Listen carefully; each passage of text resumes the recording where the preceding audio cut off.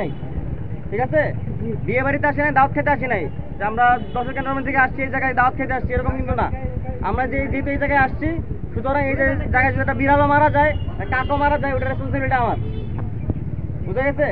এখন যে বিড়াল না মরার জন্য আমার যা করতে হবে আমি এটা করবো।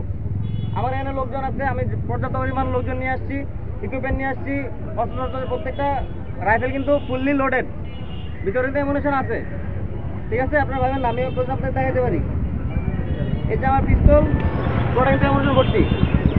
আমি চাই না আপনাদের উপর কোনো প্রকার আক্রমণ করতে কিংবা কোনো প্রকার মানে আপনারা যাতে কষ্ট পান, ক্ষতিগ্রস্ত হন, এরকম কিছু করতে চাই না।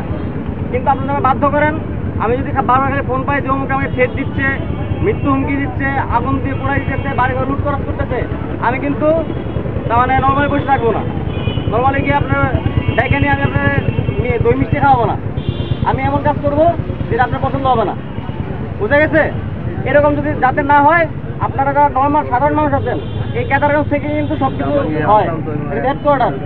আপনারা দেখবেন যে 5-6 জন বসে আলোচনা করছে, চল অমুকের বাড়ি থেকে আগুন লাগা দেয়, আর বাকি 10 জন মিলে ঘিরে ধরবেন। কেন আগুন লাগাবি? আগুন লাগানো যাবে না।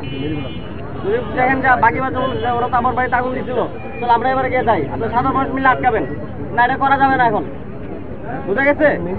এই যদি কিছু হয়, বললাম না যে কোনো পার্টি দেখবো না, আমার তো কোনো দল নাই, আমার কোনো পার্টি নাই, আমার আছে হচ্ছে দেখবো খালি কালপ্রিট, সন্ত্রাসী দেখবো, কালপ্রিট দেখবো, কে মারামারি করতে দেখবো।